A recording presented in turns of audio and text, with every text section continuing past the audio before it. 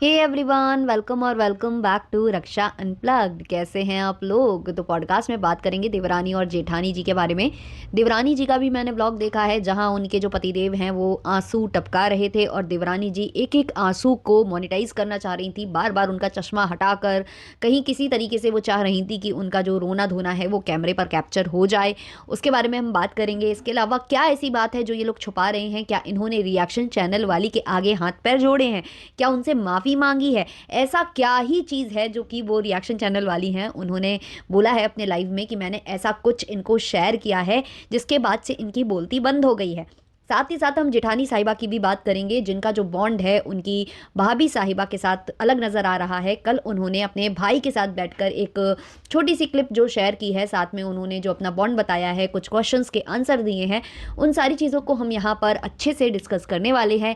लेकिन उससे पहले चैनल पर नए हो या अभी तक आपने हमारे चैनल को सब्सक्राइब नहीं किया है तो प्लीज़ सब्सक्राइब कर लेना, बेल बटन पर हिट कर लेना, वीडियो को कर देना अभी से एक लाइक, क्योंकि बाद में आप लाइक करना भूल जाते हो। और अगर आप चाहो तो हाइप भी दबा सकते हो।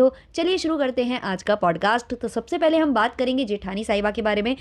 तो जो जेठानी साहिबा हैं उनके व्लॉग्स हमेशा गुडी गुडी रहे हैं, हमेशा पॉजिटिव साइड वो दिखाकर चलती हैं। बहुत सारी चीज़ें हैं जो उनके व्लॉग में मैं पसंद करती हूँ, क्योंकि नेगेटिविटी का थोड़ा सा जो जगह होती है उनके व्लॉग में कम होती है, और यही वजह है कि वो मुझे थोड़ी पसंद आती हैं। हालांकि बीच बीच में मैं पुरानी कंट्रोवर्सी से रिलेटेड जो मेरे सामने इनके व्लॉग्स आ रहे हैं वो भी मैं देख रही हूँ, और एक बहुत ही गलत पिक्चर इनके फैमिली की जो पोर्ट्रे हुई है ना भाई, वो मतलब बहुत ही लग नहीं रहा। जो ये लोग आज बोलते हैं ना, स्पेशली जो इनकी देवर साहब और देवरानी साहिबा बोलते हैं, खानदानी लोग और खानदानी बातें, वो शोभा नहीं दे रही हैं जिस हिसाब के वो पुराने जो वीडियोस हैं मैं देख रही हूँ।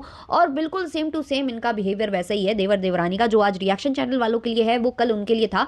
तो मतलब मुझे बहुत ही गंदा लगा वो देखकर। और अभी जैसे जैसे मैं देख पा रही हूँ, क्योंकि काफ़ी लंबे लंबे वो जो इनके ब्लॉग्स थे या जो भी चीज़ें थी, वो जब मैं देखती हूँ तो मतलब मुझे अजीब फील होता है कि इतनी सारी बातें हो जाने के बाद ये लोग जो साथ में नज़र आते हैं, चाहे कोई भी फंक्शन हो या कहीं पर भी, ये जो गले मिलते नज़र आते हैं या जो भी चीज़ें करते हैं, मुझे थोड़ी सी वो अजीब फील होती हैं। क्योंकि इतने गंदे नोट पर जब चीज़ें ख़राब होती हैं ना, तो उसके बाद मतलब एक कहते हैं ना, रहीमन धागा प्रेम का मत तोड़ो चटकाए, टूटे से फिर ना जुड़े जुड़े गांठ पड़ जाए।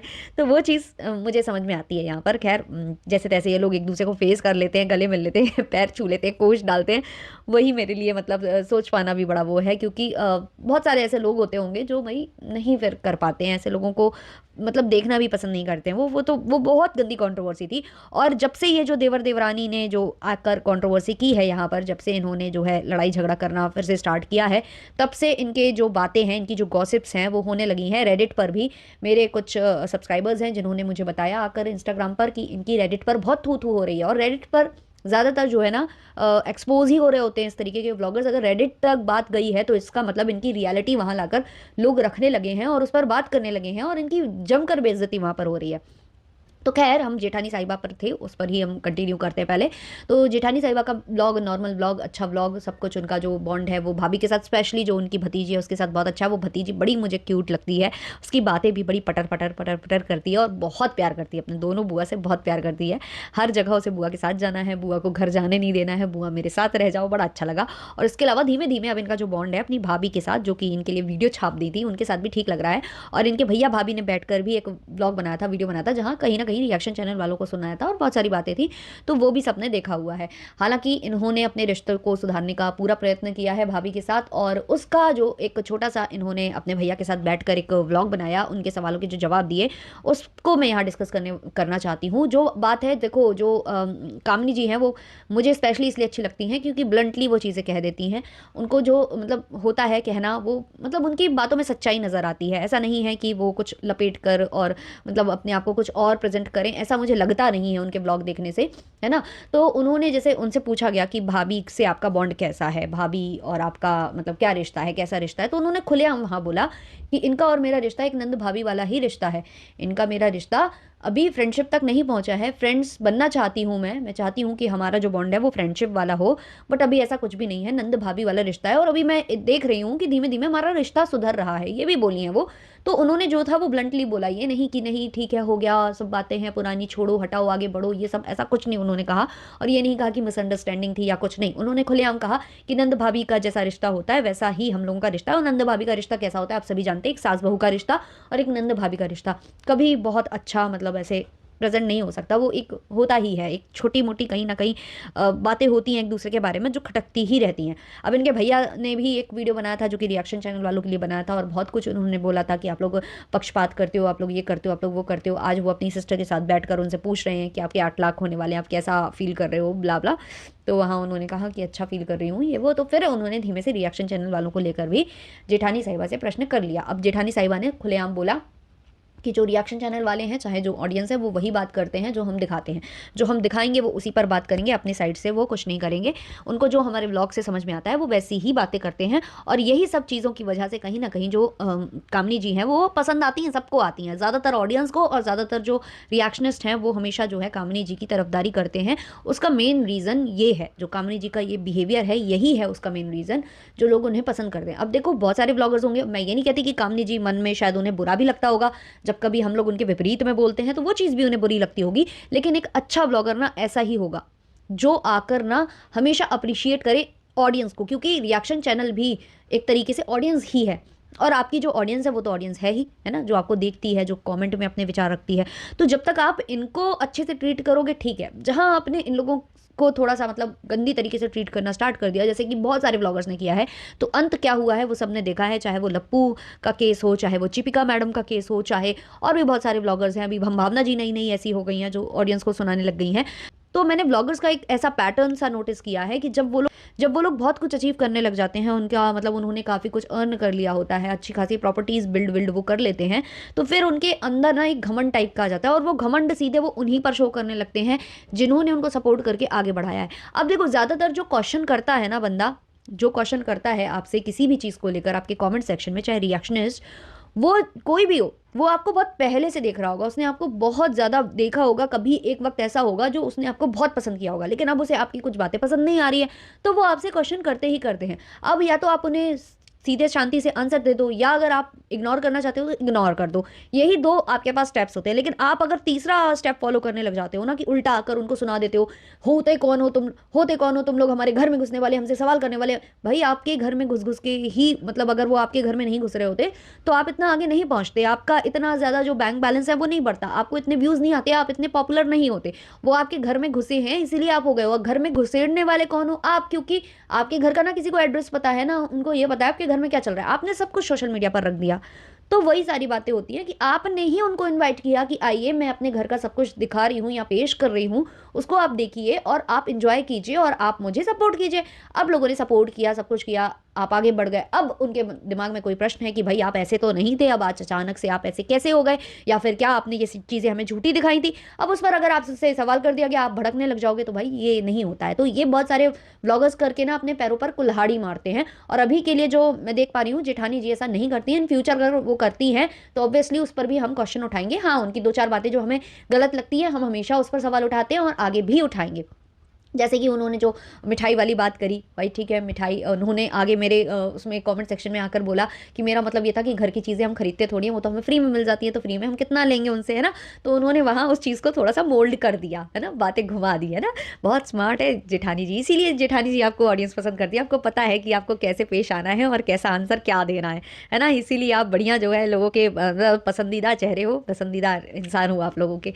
तो खैर, लेकिन हाँ, मुझे थोड़ा सा लगा था वहाँ। और दूसरा, अभी भी हम इंतज़ार कर रहे हैं कि वो आकर इन चीज़ों को क्लियर करेंगी जो उन्होंने कम्युनिटी छापी थी, क्योंकि कम्युनिटी छापना और फिर उस पर बात ना करना, उससे बिल्कुल पल्ला झाड़ लेना, वो भी मुझे सही नहीं लगता है। तो उसके लिए अभी भी हम वेट करेंगे। अब हम आ जाते हैं देवरानी साहिबा के ऊपर। देवरानी साहिबा के पास कंटेंट की कमी हो चुकी है, क्योंकि देवरानी साहिबा के ब्लॉग में उनकी सास ससुर वगैरह सब आते थे और वो सबको दिखाकर जो है अच्छा खासा ब्लॉग अपना बना लेती थी। लेकिन आजकल जो है सासू माँ गई हुई थी, इनके गांव में घर बन रहा है वहाँ, तो अब वो वहाँ थे, तो इन्होंने प्लान कर लिया था कि हमें कंट्रोवर्सी करनी है। कंट्रोवर्सी क्यों करनी है भाई, बहुत खर्चा हो गया अभी इनके उस पर भी हो गया, स्टोर पर भी, और वहाँ गांव में घर बन रहा है, और जहाँ तक पैसे देने वाले यही लोग हैं, ऐसा मुझे फील आया, इनके ब्लॉग से फील आया कि पैसा वगैरह खर्च करने वाली देवरानी साहिबा ही हैं। इसलिए खुलेआम कंट्रोवर्सी करती हैं, इसलिए खुलेआम ये कुछ भी करती हैं, इनको कोई भी रोक टोक नहीं है। ये घर की गंदगी दिखा देती हैं, चाहे रिएक्शन चैनल वालों से लड़ लेती हैं, कुछ भी कर लेती हैं, कोई रोक टोक नहीं है।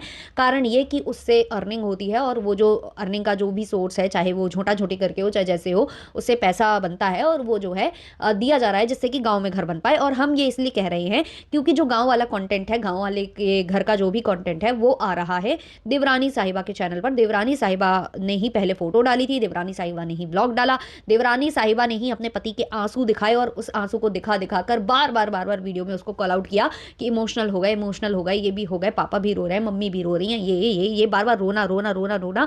उसको इतना मोनेटाइज करने की कोशिश की, इवन उनके पतिदेव ने जो चश्मा चढ़ाया वो भी ये उतार रही थी बार बार दिखाने के लिए। तो कहीं ना कहीं ये सब जो है इन्हीं की माया है और यही वजह है कि माया को दिखाने का अधिकार भी इन्हीं को प्राप्त है।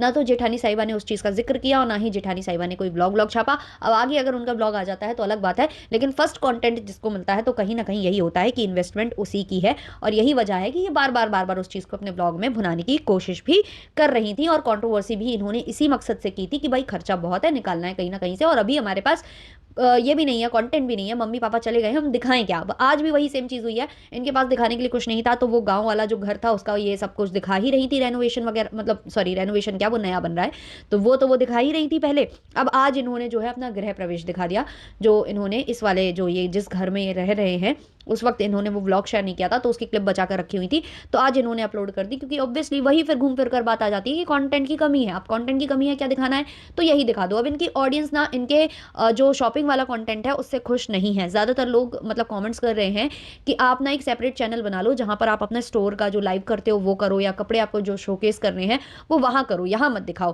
क्योंकि यहाँ हम ब्लॉग देखने आते हैं और आप दिन रात जो है स्टोर दिखाते हो, हमें मज़ा नहीं आता है, फिर धीमे से आपकी जो ऑडियंस है दिलचस्पी लेना बंद कर देगी आपके ब्लॉग्स में। ऐसा कमेंट में था भाई, कमेंट था ऐसा, मैं नहीं बोल रही हूँ, कमेंट में ऐसा था।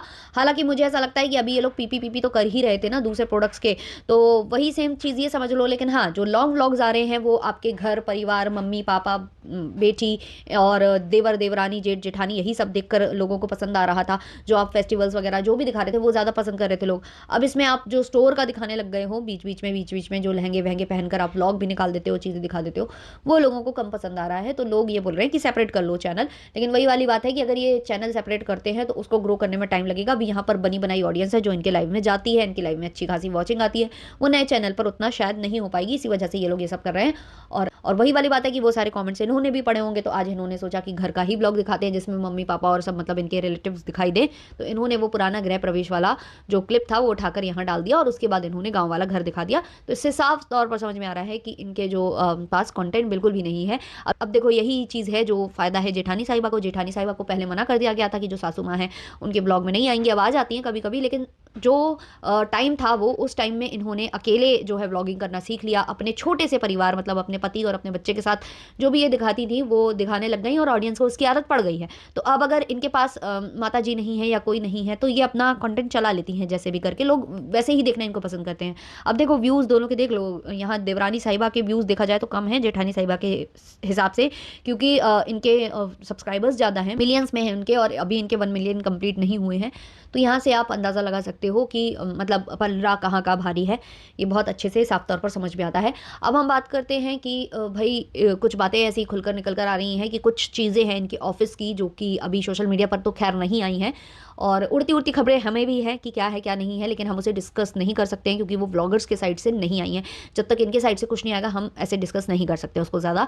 लेकिन हाँ भाई, हम सुन रहे हैं काफ़ी कुछ कि इनको कुछ चीज़ें भेजी गई हैं इनके इंस्टाग्राम पर, मतलब देवर और देवरानी साहिबा को, और उसके बाद से इन्होंने चुप्पी साध ली है। अब इनके पास कोई जवाब नहीं है उसके लिए, कुछ बहुत ही बड़ी चीज़ जो है हाथ लगी है किसी के, और वो चीज़ इनको भेजी गई है, तब से ये इन्होंने शांति पकड़ी है। वरना ये लोग बार बार लीगल लीगल लीगल लीगल कर रहे थे। अभी तक कोई भी लीगल नोटिस किसी को भी नहीं गया है, किसी भी रिएक्शन चैनल वाले ने इसकी पुष्टि नहीं की है। इवन उन्होंने नकारा है कि हमें कोई लीगल नोटिस नहीं मिला है, हमारे पास ऐसी कोई भी चीज़ अभी तक नहीं आई है, हमारे पास कुछ भी नहीं है, हम सेफ़ हैं। अभी हमारे पास अभी जो है इन्होंने जो भी ये कार्रवाई कर रहे हैं वो नहीं पहुंचाई है वहाँ तक। जबकि इनका कहना था, यहाँ से जो ब्लॉगर्स हैं इनका कहना था कि भाई वो तो घर छोड़कर ही भाग गई, जो उनका घर है वो ही छोड़ के भाग गई। भाई ऐसा कैसे पॉसिबल हो सकता है, कोई अपना घर थोड़ी ना छोड़कर भाग जाएगा भाई, कैसी बातें करते हैं ये लोग। तो खैर अभी इनको कोई भी लीगल नोटिस ना भेजा गया है ना इनको मिला है, बल्कि इन्होंने मतलब रिएक्शन चैनल वाली ने कुछ ऐसी चीज़ें पेश कर दी इनके सामने जिसके बाद से ही इनकी कम्युनिटी आना और ये सब आना बंद हो गया है, और धमकाना वमकाना भी बंद हो गया है। और धमकाने का एक कारण ये भी है, इसलिए भी बंद हुआ हुआ है, क्योंकि बहुत सारे जो चैनल्स हैं वो इनके विपरीत में खड़े हो गए थे, इनकी गलतियाँ इनको पॉइंट आउट करने लग गए थे और इनका और जो बन रहा था मजाक उससे 2-4 गुना ज़्यादा ही बनने लगा। अभी तक तो वाईटी तक सीमित था, अब तो भाई ये रेडिट तक पहुंच गया है, सोच लीजिए आप, अंदाज़ा लगा सकते हैं आप इसी का। और इन्होंने कहा कि भाई हमारी ऑडियंस हमारे वो वैसे वीडियोज़ देखना पसंद नहीं करती है, नॉर्मल व्लॉग्स देखना पसंद करती है, बट हमने जो देखा है कि आपके नॉर्मल व्लॉग्स पर भी व्यूज़ धराशायी हो चुके हैं, क्योंकि जो आपने किया उससे कहीं ना कहीं आपने खुद को ही एक्सपोज कर दिया है। तो ये था मेरा आज का पॉडकास्ट। क्या है आप लोगों का ओपिनियन कमेंट सेक्शन में ज़रूर बताना, और वीडियो छोड़कर जाने से पहले लाइक शेयर सब्सक्राइब और हाइप कर देना। चलिए मिलते हैं नेक्स्ट वाले पॉडकास्ट में, तब तक के लिए बाय बाय।